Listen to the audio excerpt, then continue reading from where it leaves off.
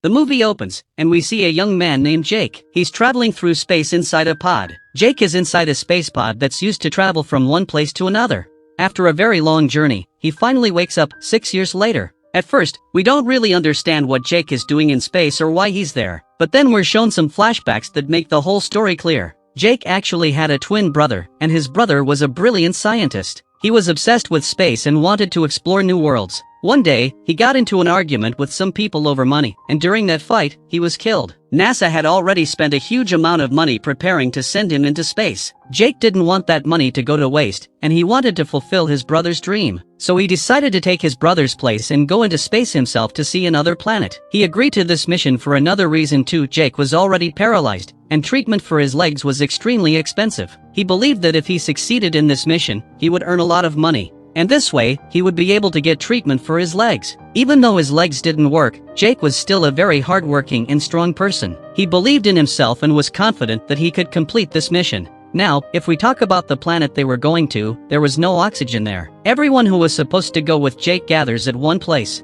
That's where they meet their leader. He explains what kind of conditions they'll face on that planet and how to protect themselves if they come across any kind of life form. After that, Jake meets a man who has already been trained for this project. Once they meet, they start working together, and slowly, they become good friends. That man shows Jake his avatar. This avatar is created using a mix of human DNA and the DNA of the native beings from the planet they're going to. After this, the project officially begins. Soon, the project leader arrives there and goes to meet the head of the project, who is a businessman, the one who started this entire project. The project leader asks him why Jake was brought here in the first place. In response, the project head says that there's no problem with Jake being part of the mission. He says that Jake is smart, and then asks her, "Do you even know why we're going to that planet?" After that, he shows her a rare and valuable stone.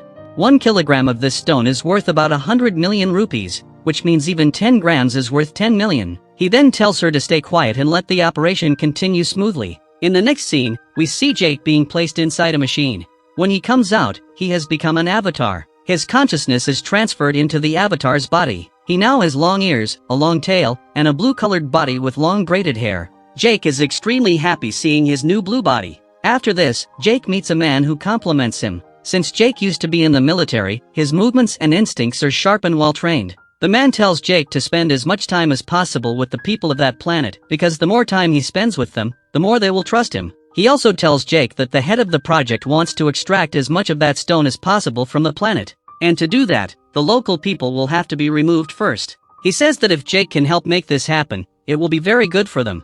And if you can't get this done in 3 months, we'll have no choice but to attack. A war will start, because we need that stone at any cost. In return, I'll make sure your legs get treated. Jake agrees to the deal. Soon after, they arrive on the planet. Jake, now fully inside his avatar body, is extremely happy. He starts touching everything around him, completely amazed by this new world. He sees massive, towering animals all around. Suddenly, a strange creature starts chasing him. Jake jumps into a river and gets separated from his team. Out there, Jake makes a spear for himself. On the other side, his team keeps searching for him, but they can't find him anywhere. They start believing that the planet is too dangerous and that Jake might be dead, so they eventually leave the area. But Jake is still alive, all alone in the jungle. Then we see a girl watching him from a distance. Her name is Neytiri, and she's one of the natives of that planet. She's about to shoot an arrow at Jake, but suddenly, a glowing flower lands on him. Seeing this, she changes her mind and walks away. At night, the planet's dangerous creatures attack Jake.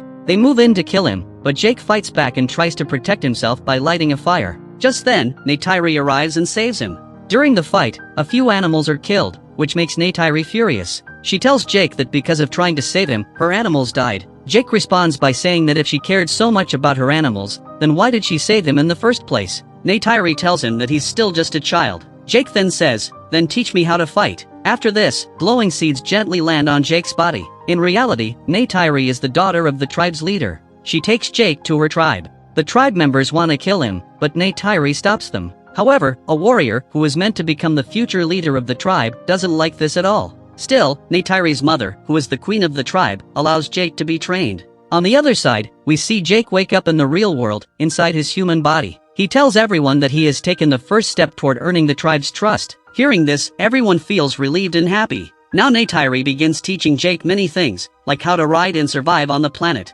Meanwhile, we see the project leader arrive at the location with her team. They have a small base set up in the mountains that float among the clouds. The view is absolutely breathtaking. Jake's training starts moving forward quickly. He learns everything about that world, how to ride, how to hunt, and most importantly, he learns to love nature. Neytiri takes Jake to a special place and introduces him to a bird. She explains that it can fly, but the most important thing is that the bird chooses its rider on its own and will only fly with that one person. But she also warns him that it's extremely dangerous and could even kill him. Despite the risk, Jake bonds with the bird, gains control of it, and begins to fly. Jake and Neytiri both fly on their own birds, having an incredible time together. They even witness a breathtakingly beautiful place. Suddenly, a dangerous bird starts chasing them, but they fight it off, defeat it, and save their lives. Neytiri tells Jake that this bird once belonged to her ancestors. It's believed to drive away sorrow and bring prosperity. Soon, Jake's 3 months are over. The colonel calls him in and asks if he has forgotten the task he was given. Jake says no, he hasn't forgotten. He tells him that there's a ceremony the next day, and during that ceremony, the people will accept him as one of their own. The colonel warns him that if he fails, he'll be sent back to Earth. Jake replies, "Don't worry, I'll make sure they're removed from there." The next day, the ceremony takes place, and all the people of the planet accept Jake as one of their own. Then they show him the Tree of Souls, their sacred tree that is always glowing. Here, Neytiri tells Jake that he can choose any girl from the tribe. Jake says that he chooses her. Hearing this, Neytiri smiles. At the same time, we see the colonel preparing to destroy the sacred tree, because he's about to start his mission. Seeing this, all the people of the planet become angry and aggressive. Jake tries to stop the colonel, but they're not willing to back down. Watching all this, the creature who was meant to become the future leader of the tribe launches an attack, but Neytiri saves his life. Now the project leader tells the colonel that destroying their land or cutting down their trees isn't necessary to get the stone. It's possible that this resource exists everywhere. Just then, Jake also arrives and tries to reason with the colonel. Jake even asks the head of the project why he needs this stone so badly. He says these people love nature and will never leave this place. But the colonel replies that none of that matters. If they don't move, then like he said before, there will be a war, and it will start the very next morning. Jake and the project leader both try to convince him, but he refuses to listen to anyone. He gives them one last chance to go back into their avatars and try to talk to the natives again. This is their final chance. After that, Jake and the project leader return to their avatar bodies. They go back to the planet again, and this time Jake tells them the complete truth. He admits that he was sent there to make them leave their land, because humans needed something valuable from that place. Hearing this, Neytiri breaks down. She starts crying and shouting. She tells Jake that he betrayed her and that everything he did was just an act. After this, the planet's people capture Jake and the project leader. Meanwhile, the colonel arrives there with his forces. Jake tries to stop him, but the colonel still launches the attack. The tribe starts fighting back using bows and arrows, but it has no effect on the humans. In response, the colonel begins dropping bombs, fire spreads everywhere, and the tribe is filled with fear. At that moment, a female from the tribe frees Jake and begs him to save them. During the chaos, the colonel destroys their sacred tree. Seeing this, everyone is filled with grief and rage. In the same attack, Neytiri's father is killed. After this, the head of the project and the colonel order that Jake and the project leader be arrested. Just then, a pilot arrives. She's a combat pilot and rescues them, taking everyone onto another spaceship. However, during the escape, the project leader is injured by the colonel's gunfire. Jake returns to his avatar once again. When he gets back, he sees that the tribe has already left that place. He stays behind, standing at the spot where their sacred tree once stood. On the other hand, the tribe believes that Jake has run away and that he will no longer help them. But then Jake arrives riding the massive bird, the same one that Neytiri's ancestors once rode. The tribe believes that whoever rides this bird can drive away sorrow and bring prosperity. When Jake appears on that bird, everyone feels relieved and happy. They realize that Jake didn't run away, he came back to help them.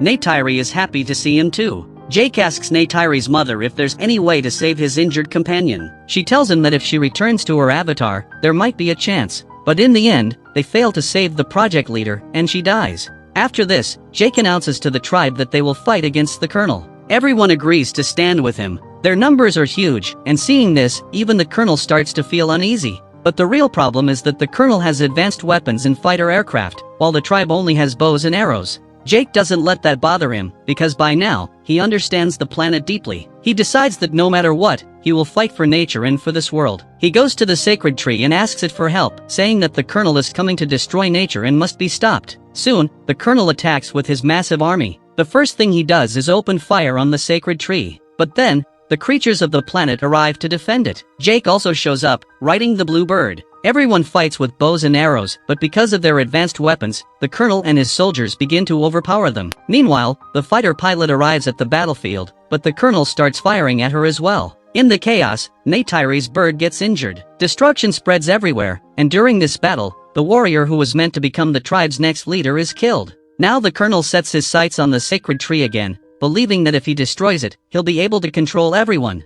Neytiri panics. But at that very moment, Jake's prayer, made earlier in front of the sacred tree, is answered. From the other side, massive birds come flying in. Bullets have no effect on them. They attack the colonel and his soldiers, forcing the soldiers to drop their weapons. At the same time, Jake attacks the aircraft that was about to cause a massive explosion and brings it down. The colonel's plan is completely ruined, and everyone is saved. After that, Jake attacks the colonel's plane as well and destroys it. The colonel jumps out of the crashing aircraft, while Jake survives by getting caught in the trees below. Then the colonel notices the pod where Jake's human body is lying unconscious. He realizes that if he kills human Jake, the avatar will die too. Just as he's about to kill him, Neytiri arrives and fights the colonel, but she begins to lose strength. At that moment, Jake reaches the scene and tries to stop the colonel. The colonel grabs Jake by his braid and lifts him into the air, threatening to kill him. But before he can hurt Jake, Neytiri fires an arrow that hits the colonel directly. This time, the colonel is killed. Jake also loses consciousness because he's badly injured.